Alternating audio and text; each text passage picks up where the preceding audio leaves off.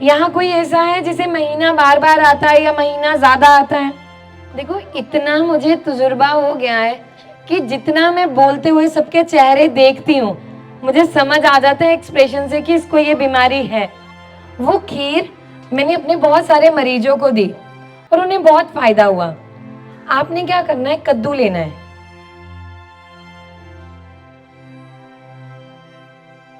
ठीक है। अच्छा, अब कोई ऐसी बीमारी जिसके बारे में आप लोग मुझसे पूछना चाहते हो, अब तो पूछ लीजिए। ऐसा तो नहीं हो सकता कि हर महिला तंदुरुस्त है। माइग्रेन सुना है? किसी को यहाँ माइग्रेन की दिक्कत है? आपको आपको आपको कितने साल से है? 10-12 साल। आपको 10-12 साल। और आपको थोड़े दिन से। और आपको पता है कि आप माइग्रेन को जड़ से खत्म कर सकते हो। ये तो होम्योपैथिक हमने इलाज कराया था। हाँ, आराम तो है, ठीक है। बेटी हमारी कहती नहीं इसमें आयुर्वेदिक करो, कम मिलता है, जैसे बहुत दर्द कम मिलता है, हाँ, अचानक ही बहुत ज्यादा सफर होता है। माइग्रेन को आप आयुर्वेदा में जड़ से खत्म कर सकते हो। वही पे जी। और लगभग कितना भी पुराना हो, किसी को 6 महीने, किसी को 1 साल, मतलब अगर मैं अपने एक्सपीरियंस से बताऊं, जो मरीज मेरे पास आते हैं, मतलब मैंने हमेशा ये ध्यान रखा कि सूर्य उदय और सूर्य अस्त की प्रक्रिया करवाई। क्योंकि माइग्रेन क्या होता है, जैसे जैसे सूरज की किरणें बढ़ती हैं सर का दर्द बढ़ता है, और जैसे जैसे सूर्य अस्त होता है कम होता है। अगर आप धूप में खड़े होंगे दर्द बढ़ेगा, कोई बोलेगा तो बढ़ेगा। इसको ऑफिस आवर हेडेक बोलते हैं। सूरज की किरणों के साथ बढ़ता है और अस्त होने के साथ कम होता है। अगर कोई चिल्ला रहा है ना और आपको दर्द शुरू हो गया, उल्टी का मन करना, चक्कर आना, आपको नहीं होता पर माइग्रेन में ये भी होता है। जैसे कुछ महिलाओं में घबराहट, आधे सर में दर्द, गर्दन में दर्द जा रहा है, तो वहां पे हमें घर पे क्या करना है। अब हम माइग्रेन के लिए सुनिए, काली मिर्च है तो बहुत छोटी सी चीज, काली मिर्च और सौंठ। आपने क्या करना है, 20 ग्राम काली मिर्च लेनी है और 20 ग्राम सौंठ लेनी है। उसमें 10 ग्राम सिर्फ इतना सा गुड़ मिलाना है। एक कढ़ाई लेनी है, उसमें गुड़ को हल्का सा पिघाला, उसमें काली मिर्च सौंठ दोनों डाले और अच्छे से मिला लिया। जब वो पूरा मिल गया उसके बाद उसमें 1 चम्मच देसी घी और 50 ग्राम सफेद तिल मिला दो और उसकी चने के दाने के बराबर छोटी छोटी गोलियां बना लो और रोज सुबह शाम 1-1 गोली गुनगुने पानी से लेना शुरू करो। और इसके साथ में नाक में सरसों के तेल की 2-2 बूंद 21 दिन तक आप लगातार डालो। हमारी महिला के शरीर में जो शरीर चक्र है वो 21 दिन के अनुसार काम करता है। जो हम आयुर्वेद में देखते हैं, आपको बहुत आराम मिलेगा। अब आप करके देखना है ये चीज। और माइग्रेन में अगर आपको सच में करना है, आप आयुर्वेदिक करिए, सारी जिंदगी दवाई नहीं खानी पड़ेगी। अधिकतर महिलाएं माइग्रेन वालों की जिंदगी दवाई खा खा के निकल जाती है। और क्या कह रहे हो? सरसों का तेल जब आप शुरू करोगे लगता है वो तेज होता है, कभी भी ना सीधा मत डालो। जब भी किसी महिलाओं को नाक में तेल डालना है ना, ऐसे पकड़ो, लेट जाओ और इधर इस हिस्से में डालो। 1 बूंद डाल ली, ऐसे मल लिया, 1 बूंद डाली, मला, फिर 30 सेकंड बाद दूसरी बूंद, तीसरी और चौथी, 2 बूंद से शुरू करके धीरे धीरे 4 बूंद तक जाना है।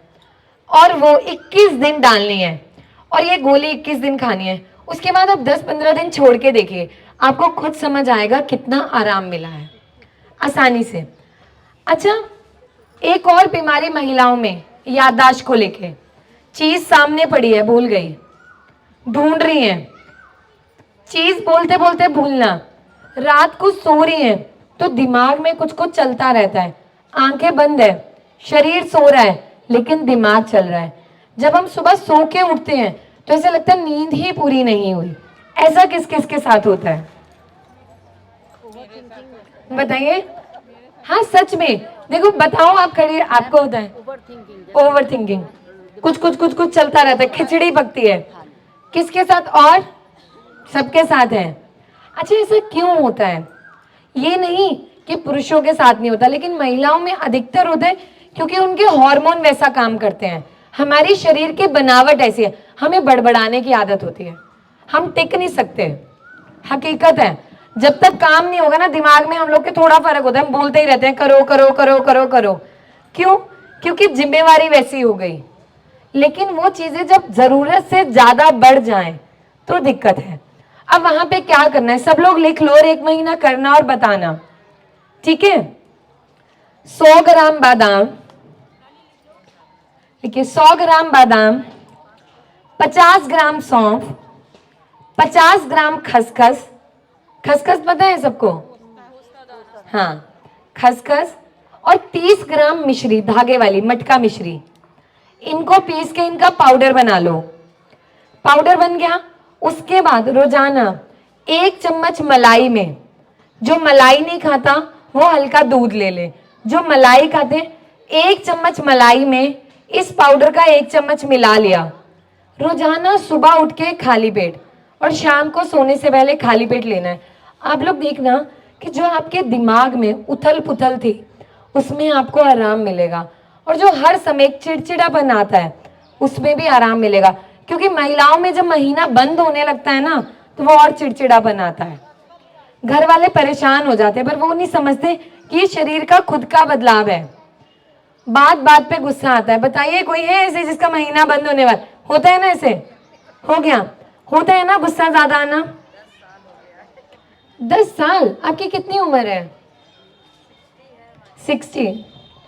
तो आप तो महसूस करते होंगे ये सारी चीजें, गुस्सा आता है ना ज्यादा। आप ये करके देखना। और इसके साथ नशे, जैसे नशे क्या होता है, पहले के समय में धुनी देते थे ना, ऐसे ही हमारे नाक में हमें धुनी देते हैं हम लोग, उसको नशे बोलते हैं। आपको क्या करना है, जैसे घर में हम नजर उतारते हैं या हवन करते हैं, हवन सामग्री होती है, आप एक कटोरी ले लो। कटोरी में ना जो हल्दी होती है, हल्दी की इतनी सी गांठ होती है, सूखी हल्दी, इतनी सी गांठ को जला के उसको रख दो और उस पर 2-3 बूंद देसी घी की डालो और ऐसे दुपट्टा लेके रख लो जैसे हम भाप लेते हैं, और उस धुएं को लो। नाक से लेना है, मुंह से छोड़ना है, नाक से लेना है, मुंह से छोड़ना है।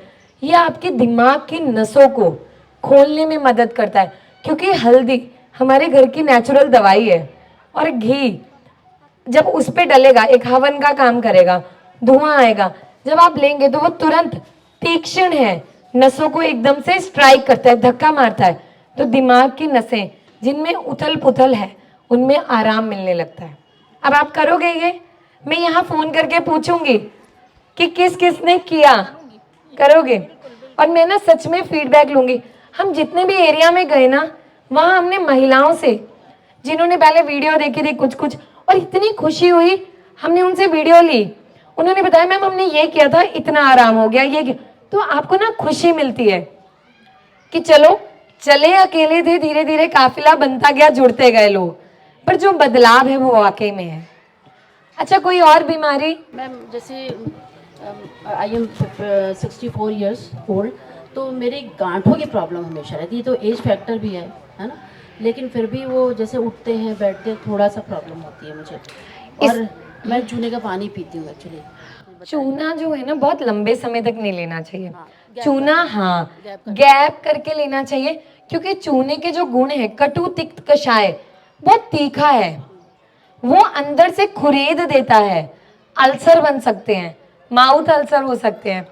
अगर कभी किसी को चूना लेना है, किसी महिला को, तो सिर्फ गेहूं के दाने के बराबर चूना 1 चम्मच दही में मिला के 1 महीने तक लो, उसके बाद 2 महीने का गैप करो। मैं ऐसे लेती हूँ जैसे मैंने मटकी में डाल दिया है, उसको पानी में भिगो दिया, भीगने के बाद जो वो जैसे थिर गया, 4-5 दिन मैंने रख दिया, उसको मैंने छाना तो वाइट सिर्फ आता, 2 चम्मच में मॉर्निंग में जैसे ले लेती हूँ दूध के साथ, दूध में डाला और पी लिया। और मैंने 1 हफ्ता जैसे किया, उसके बाद 1 हफ्ते का गैप कर दिया या 15-15 डेज का गैप कर दिया। हाँ, वो सही तो तरीका है। वो मुझे आप ही से शायद मैंने कहीं वो सही, वो मैंने बता रखा है एक जगह। तो मैंने एक जगह देखा है, तो उसे मैं ऐसे नहीं लेती हूँ जैसे ओरिजिनल चूना। हाँ, मतलब डायरेक्ट नहीं लेना चाहिए, जीभ को वो काट भी सकता है।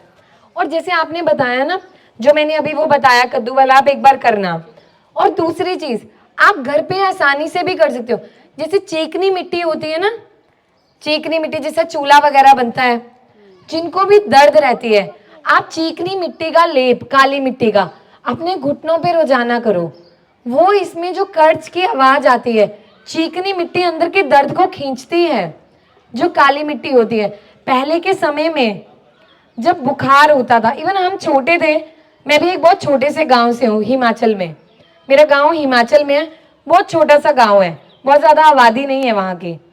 लेकिन हम छोटे होते थे, हम चीकनी मिट्टी में खेलते थे, और चीकनी मिट्टी का छाती पे मम्मी लेप लगाते थे बुखार उतारने के लिए।